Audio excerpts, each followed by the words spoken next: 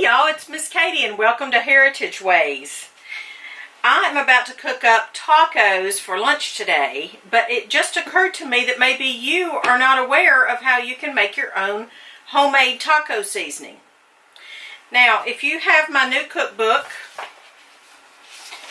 from Katie's Kitchen, then you will have the recipe in your hand. It's homemade taco seasoning mix, and you can use it for any kind of Mexican inspired or Mexican type dishes, any kind of refried beans or anything like that. You could put it in a dip with sour cream or some Greek yogurt and make a dip that way.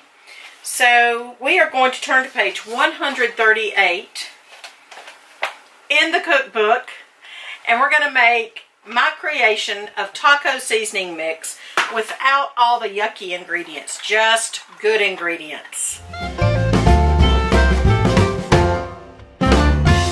It's a total of 8 ingredients.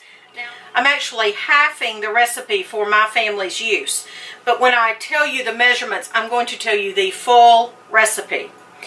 Okay, for starters, we want dried oregano, and you're going to want 1/4 cup. Then we have chili powder. You're going to want 1/4 cup of that.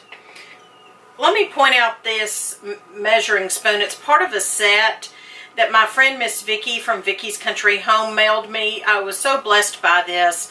Like I said, it's a set of measuring spoons. They are magnetic, and I bet you can go to, I will link to her channel, and I bet you can go to her Amazon influencer page and you can find these to purchase. But it's got the 2 different sizes of spoons, so I can put this oblong spoon in this small mouth. So you are going to want 1/4 cup of chili powder in your taco mix. Then you're going to want 1/4 cup of cumin,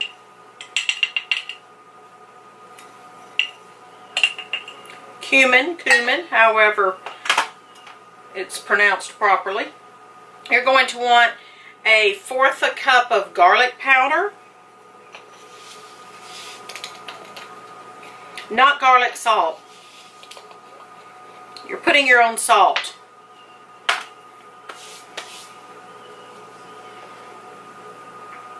1/4 cup of onion powder.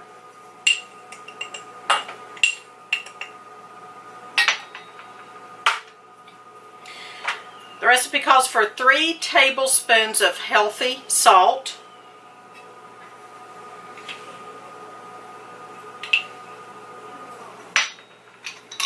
I use Redmond's real salt or a good Himalayan sea salt, pink salt.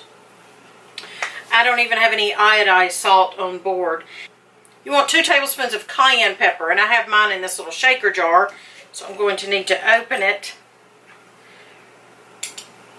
I shake the cayenne in different recipes. That's why it's in this shaker jar that I got from a thrift store. And then you want 1 teaspoon of ground cloves. Now, a note here, a tip. You don't want, if you buy ground cloves in bulk, you're going to want to, they'll probably come in a plastic container at the, like say I buy at the Amish bulk food store. You want to take those out of the plastic container as soon as you can, because they'll actually melt and start to break down the plastic. You need to keep your ground cloves in glass. That's it. That is our taco seasoning mix. And I'm going to add, it's according to your taste preference, but I'm going to add 2 to 3 tablespoons, probably 2, to my 1 pound of ground beef today. You could add this to beans, you could add it to a salad, all kinds of things you could do with this taco seasoning mix. Now, this is going to be more potent, more flavorsome than the little packages you buy. That stuff's been sitting on the shelf I don't know how long. It's got all kinds of weird things in it. This is just what you see, and it is regulated. You regulate it according to what types of spices you buy.